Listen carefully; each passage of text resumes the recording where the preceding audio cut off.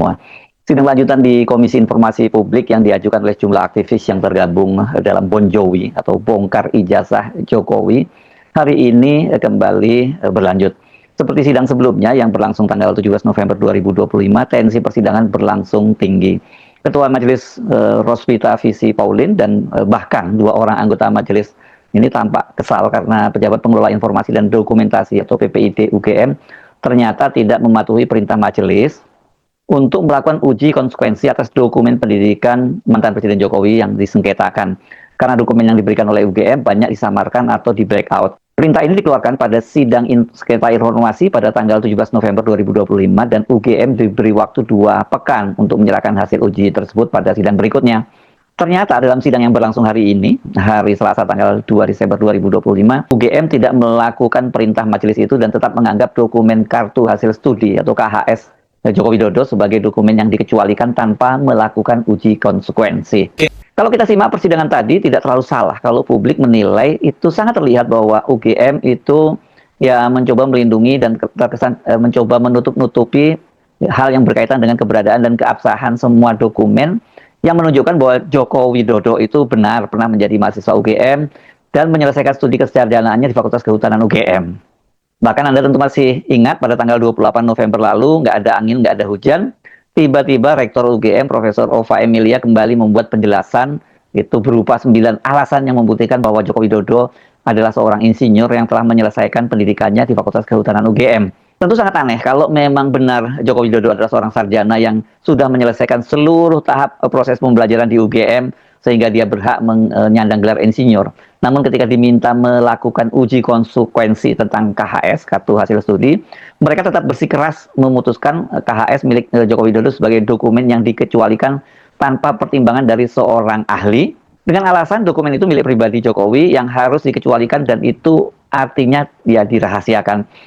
Saya sih nggak terlalu terkejut kalau siapapun yang menyaksikan persidangan tadi, dan juga tampaknya ini majelis di Komisi Informasi Pusat juga merasa heran dan juga kesal gitu, sampai-sampai tadi ada seorang anggota majelis KIP itu menyebut sikap atau langkah yang dilakukan UGM itu sebagai bentuk chauvinis. Ini sebenarnya dia menggunakan bahasa yang halus, tapi ini merasa kira-kira bahasa Indonesianya mungkin kalau diterjemahkan dia merasa ini sok banget ini UGM itu merasa, karena chauvinis itu kan sikap yang merasa kelompok sendiri paling unggul, paling benar, dan merendahkan kelompok lain.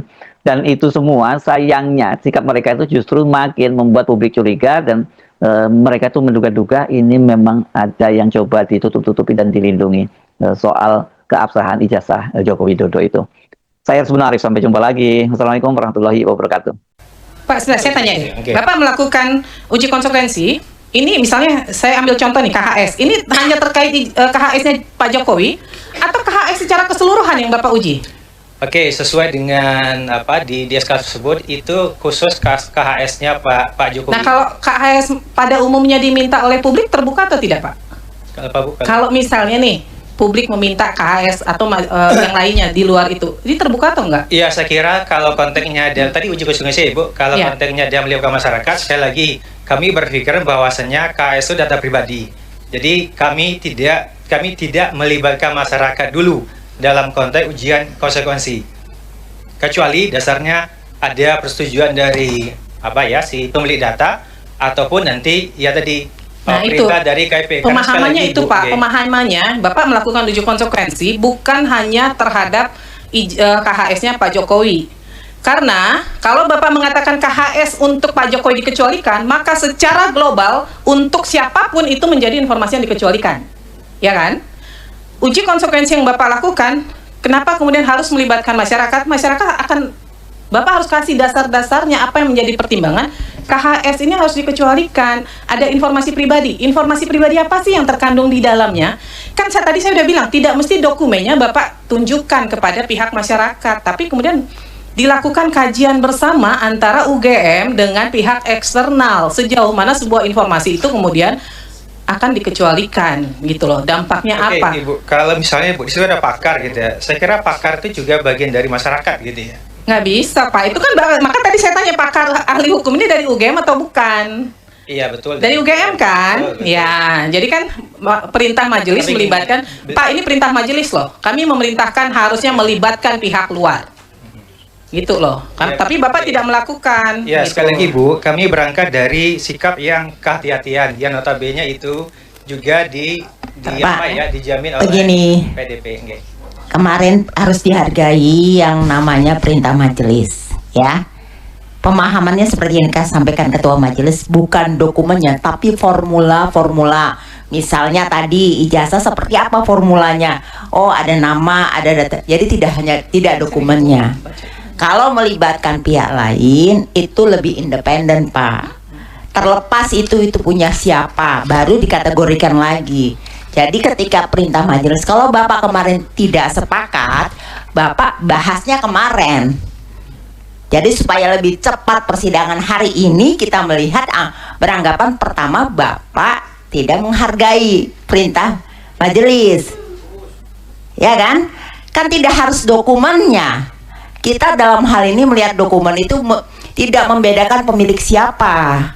Nggih. Halo teman-teman, berjumpa bersama saya di Politik Dangi.